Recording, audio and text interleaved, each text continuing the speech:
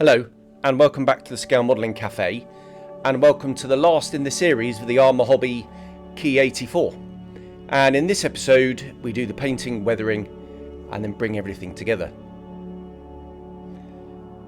Right, starting off with the primer then, kicks off the painting process, and I'm using Mr. Surfacer 1500. I thin it down quite a lot actually because I want a really nice smooth finish. Probably a little bit thinner than normal, and the reason for that is I normally polish my primer coats, but with the rivets here I didn't want to do that. I didn't want to do any polishing, so that's why I ended up doing a thinner than normal mix and spread it on in thin layers so it remained shiny.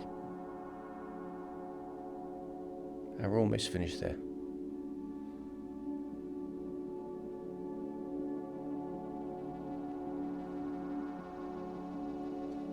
Now for the gloss black. This is Tamiya X1 gloss black, and again thinned a little bit thinner than normal using leveling thinner by Mr. Hobby.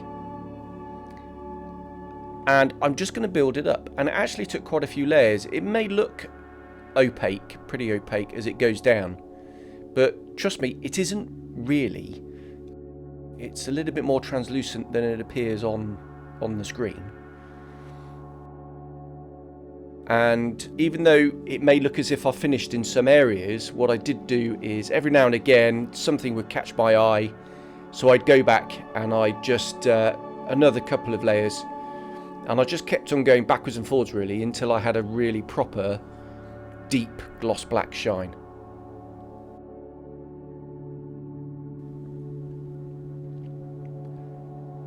So doing this kind of work, I normally break the model down into sections. So in this case, starting off with the tail and moving my way forward, I actually finished the airframe, left the nose alone, and then when it was dry, I finished off and then did the nose.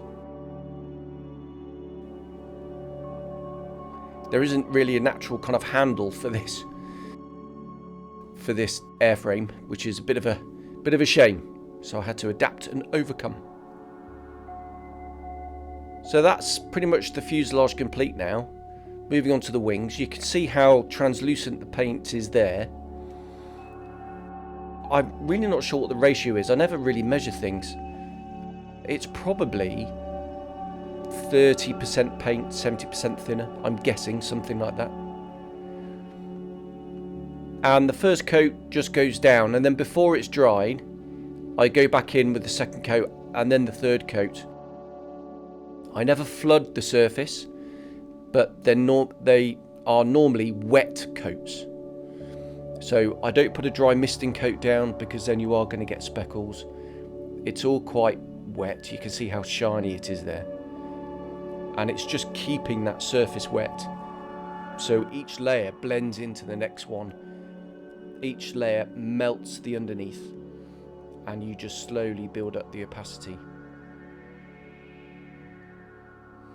And going at 90 degrees to each other as well, just to make sure it's all very nice and even.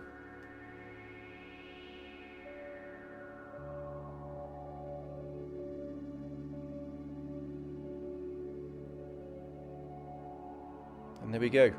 You can see how shiny that is.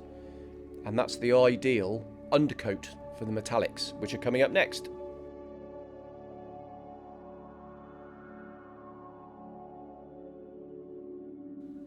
Right, time for the metallics then, and Alclad, bottled by Ammo of MIG. And starting off with Alclad aluminium.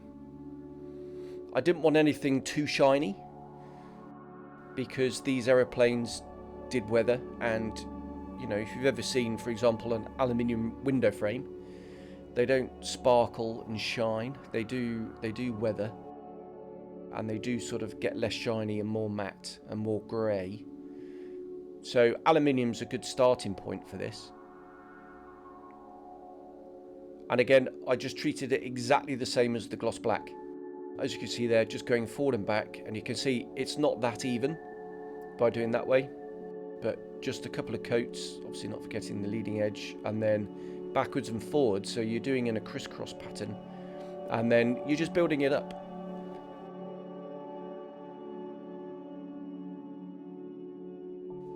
It's a relatively low air pressure, and it is misting on. And again, you might see some patchy areas, so you can just, if you see those, just go back in and give them another blast.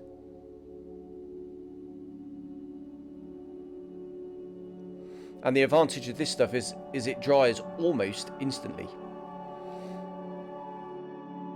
Now again, it's sometimes an idea if you want a high shine to polish in between coats and layers, but the danger of doing that with these rivets is you'll polish through that silver and have loads of black dots everywhere for the rivets, or even go through that and have grey dots everywhere, and it's not what I wanted. So again, I didn't polish here either. And there is the finished initial coat in aluminium.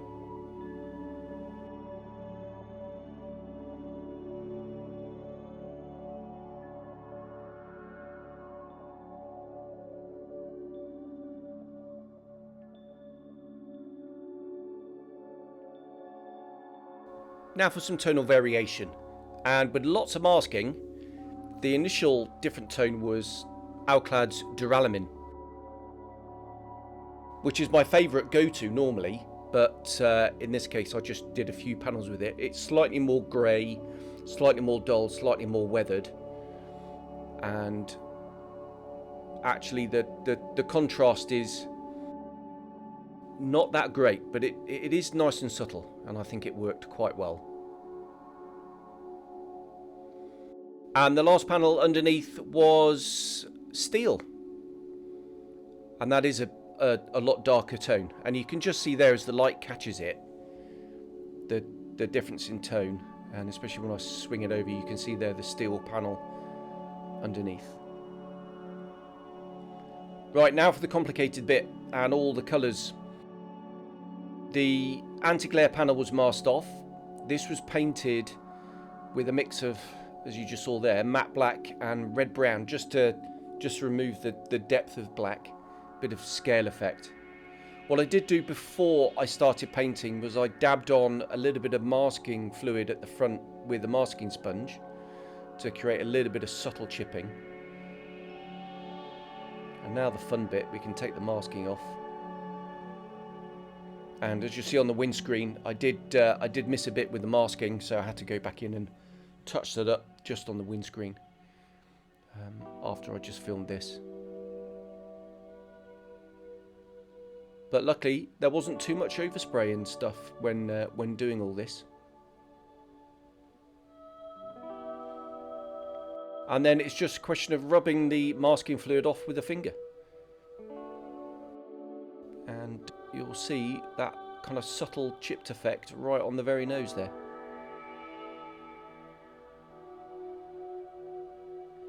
These aeroplanes had fabric covered surfaces, control surfaces, ailerons, elevators and rudder. And this was painted in GSI Krios IJA grey, which is easy for me to say. Again, lots of masking, and that is the theme for this model, is masking. There's an awful lot of it going on.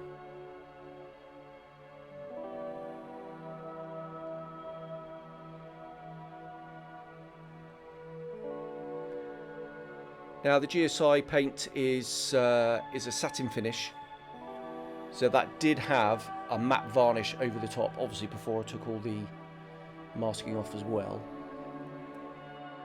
And it gives a nice contrast therefore with the shiny metal. Not forgetting the undersides, of course. I did do that once, forgot to do the underside.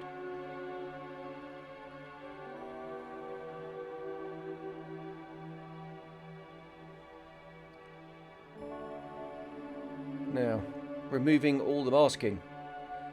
What I do is, with the bigger sheets of masking tape, I will just leave them to one side and reuse them. It's much more cost effective doing it that way.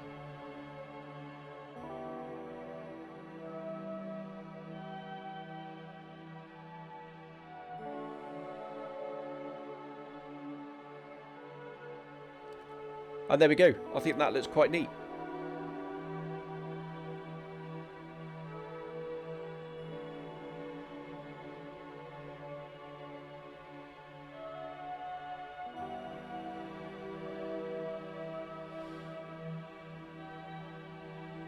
Right, more masking now, and the yellow leading edges. So this is the Swedish yellow with just the tiniest bit of red in there to warm up the tone, make it a bit more orangey. And again, it's had the masking fluid with a sponge on the leading edge. So just very subtle chipped effect I wanted, nothing too dramatic. And now for the main event. So all the markings, friend of the channel Nige made these, and initially, just to get a more solid red coat, I did undercoat it in white, but it's just a mist of white. Now you have to be very careful that you don't get any sort of ghost seams or anything like that with the white. I really advise you not to do it too thick. It really is just a mist coat. And this Mr. Paint stuff is incredibly thin and very opaque, so it's the perfect stuff. Now you'll note that there's only masking on one side for the tail because Nige forgot to reverse the masks for the other side. So I had 4 masks all pointing in the same direction. Don't worry, he has apologised, but I ended up using the decal on that side, and actually the decals work very, very well. It's just really difficult to match the red of the paint. It's quite close. The decals are slightly more orange than the MRP that I'm using here. So what I could have done, I suppose, is I could have just added maybe a drop of yellow to make them a little bit more vibrant. What I normally do with these red markings is just add a little bit of dark earth just to kill the sort of vibrancy of the red, but actually on this one I wanted it quite vibrant. I wanted to you know, like I say, I had to match the decal as close as I could, and the sort of dulling down and the sort of the weathered red, if you like, will be done later on. And there is nothing like a painted on effect than painting on your markings.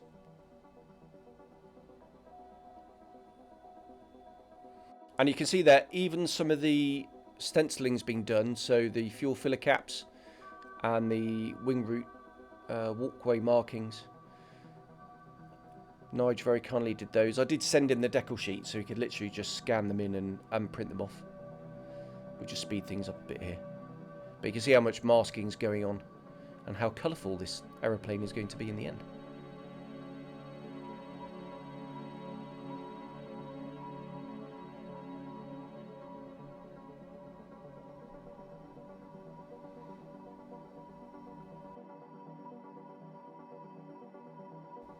Nearly forgot the numbers on the nose. And there we go. That's the initial paint done. But you can see it's quite shiny. With some VMS satin varnish, I just went over the top and sort of matted down the paint. And that's really important because obviously the natural metal is going to have a shine to it, whereas the paint was a matte paint. So we're going to get that contrast in reflectance. And it's something modelers often miss, is different reflectance. Just the last little bit of painting is the wing root walkway, which was done in neat Tamiya XF1 flat black, and you're going to get that kind of speckly rough texture, which is perfect for a wing root walkway in 72nd. Now the nerve-wracking bit, and that's peeling off all the masks. It's really easy to scratch the paint with the tweezers, so you've got to be incredibly careful. It's so easy to do. And then if you've actually taken the mask off as scratching it, then trying to match it up again to touch it up is going to be a right pain. But you can see just how much masking is going on here. I was taking absolutely no chances of any overspray, and luckily there was no overspray and no need for any touch-ups either.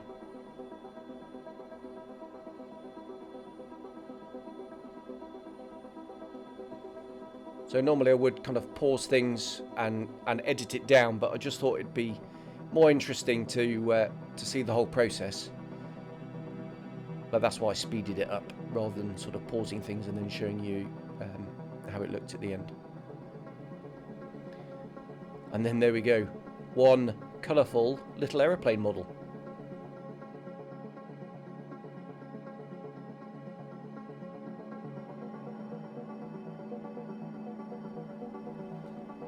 Right, weathering time now, and I just mixed, I can't even speak.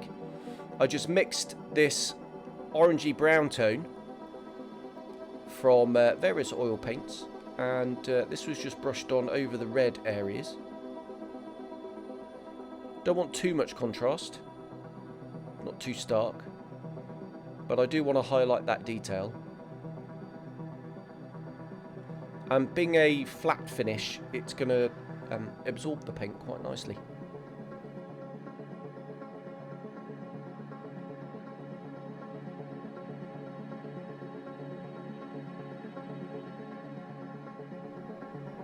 A little bit tricky around the tail, but yeah, easily doable. It's all going to get polished off when it's dry anyway.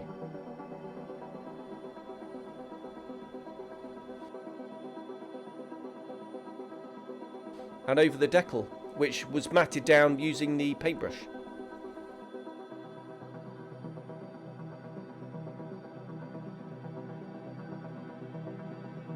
Now for the sludge wash. So this sort of bluey grey tone, it's got a cold tone, which would go quite well with the metal.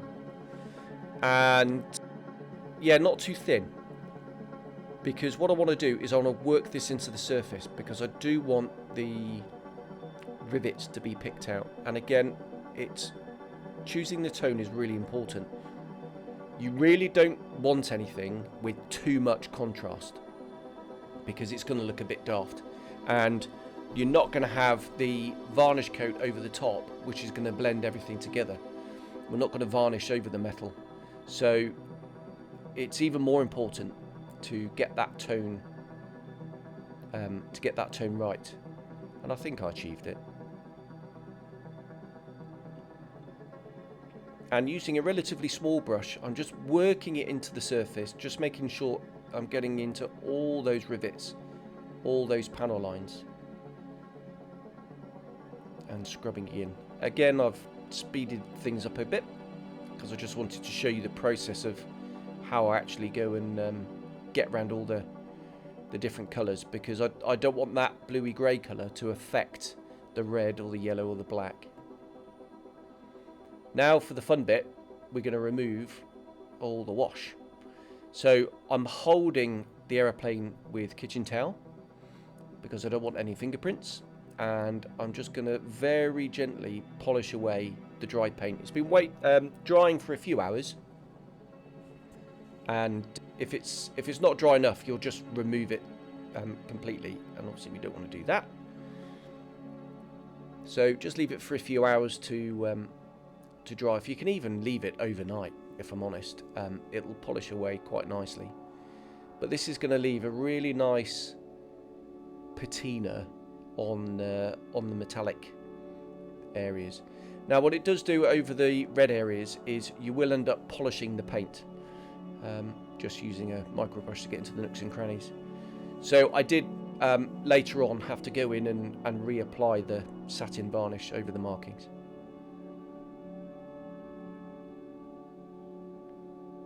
But these little brushes are really cool. They're so cheap off Amazon. And just tidying things up with the kitchen towel. And you'll just see in a sec the final effect. And it is very subtle. And that's exactly what I wanted. Just to slightly pick out that surface detail, but not too much contrast that it's in your face, it looks like a grid or a diagram and wholly unrealistic. And there you can see the effect. As I said, subtle, but it's definitely there. The exhausts, that was XF64 red brown with just some track wash over the top, and then a little bit of diluted black pigment in some thinner just over the ends and blended in. And then that was super glued in position.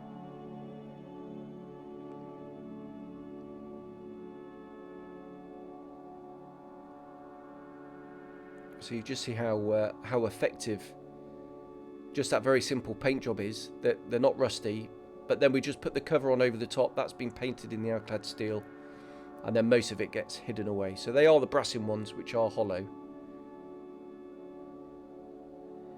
And now for the oil dot withering. So what I'm doing here is, as I do with pretty much all my models, is applying the dots with thought, but not too even.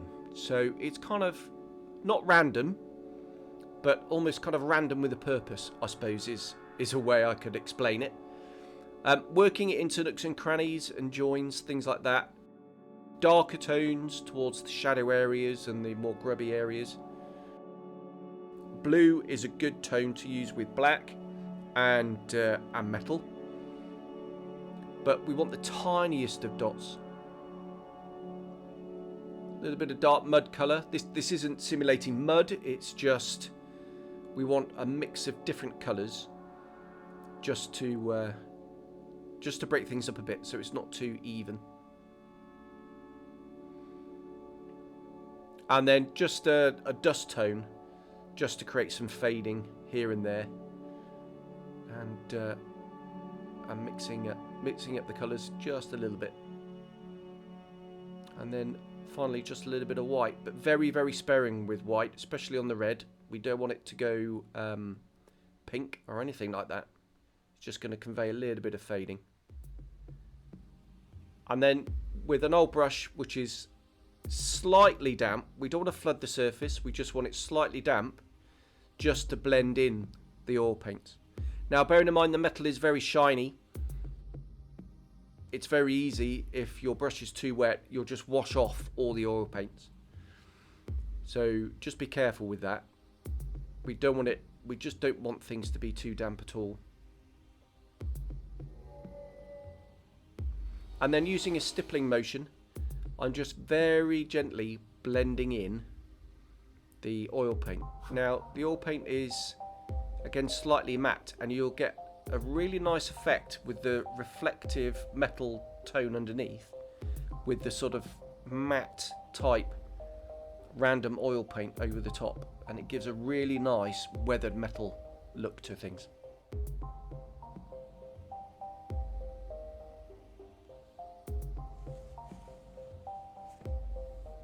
And as you can see, it's a lot darker tone in the wing roots. It's a lot more grubby in there, you know, oil leaks, footprints, all that kind of stuff.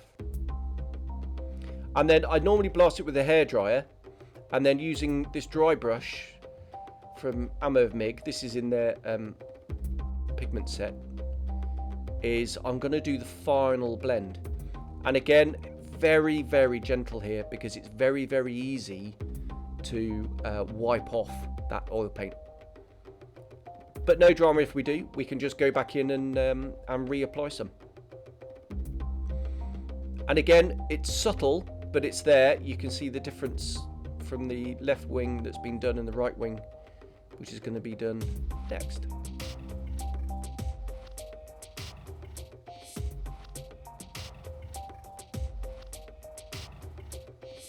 Right, same on the fuselage and the rest of the airframe, but around the nose and the exhausts and where you're going to get oil leaks and things, I went in with some black, and I went along some of the panel lines and in some of the nooks and crannies, and then this was blended in,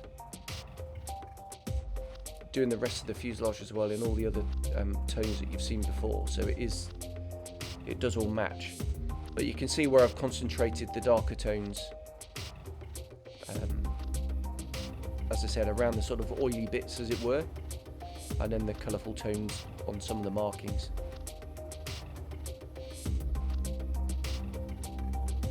There's the hairdryer. I've had that thing for years. It is on its way out. I do need to get a new one.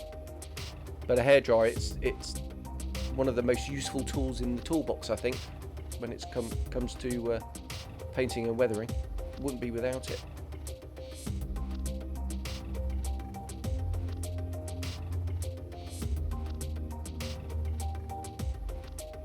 Just zoom you in.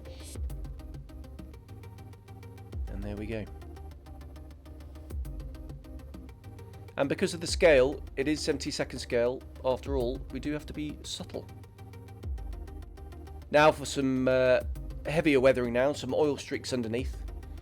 So just neat oil brush of black going on, streaking it with the airflow, and then streaking it back and blending it in. This is a wide flat brush, again from Arma Hobby Ki-84.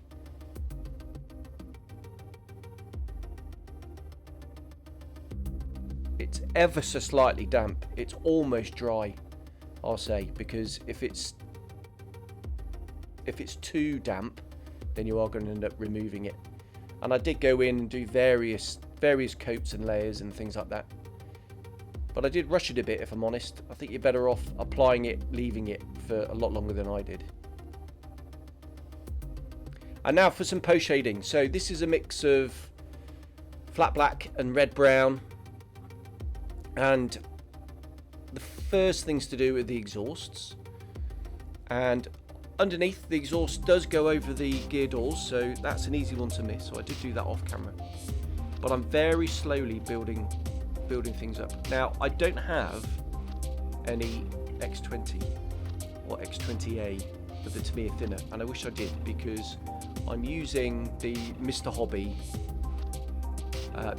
thinner, and it's a little bit too hot. So you can, if you're not careful, and I'm just in a few areas, if you just linger a little bit too long with the airbrush, or it squirts out a little bit too much, it does kind of clean the area. And again, it's because the underlying paint is so shiny, there's nothing really for the paint to grip onto, so it's very fragile. But using as lower air pressure as I can get away with, and you can see I've removed the end cap from the airbrush, so be careful because the needle is vulnerable, is I just go in and I'm just streaking back the exhaust stains and then building up the grime around the panel lines, around the nose. And then once I've finished on the fuselage, just on the wing root areas as well, and around the fuel filler caps, building up that grime. Now the point of this is, don't do it evenly over the whole airframe. You just want to concentrate the grime in just certain areas, like you can see there. And you can see how effective that effect is. Home stretch now, and onto the pigments. So using a couple of different pigments from Ammo, I'm just going to apply some onto the undercarriage. Now I've got to be very careful here because I did replace the kit undercarriage with the photo etch from Edward, so it is quite fragile. It's very thin though, looks awesome. And then we'll just go in and touch it with some thinner so it soaks up the pigment, and then just using a tapping motion we'll just blend it in together. Again, on the back side, going in with the dry pigment first, and you can see I'm doing it over kitchen towel because it is messy. This stuff will get everywhere if you're not careful. And it's always a good idea to use a couple of tones again, otherwise it's a little bit too even. And then just touching the thinner, letting it soak in, and then going in with a very light tapping motion to blend.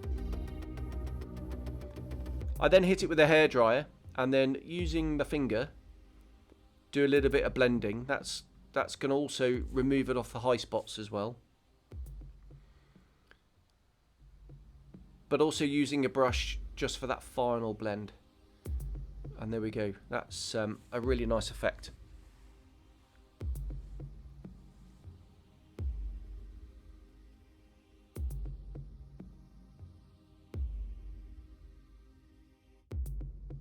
And the same down by the tail as well, because obviously that's going to kick up a load of mud and dust and whatnot.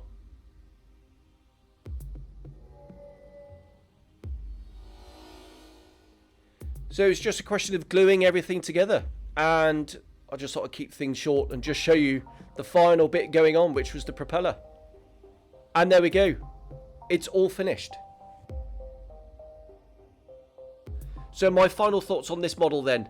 It's an Arma Hobby kit, so the quality is assured. It's superbly detailed, but there are a few little embellishments that I used. I think if you're only going to use one, use the brassing seat.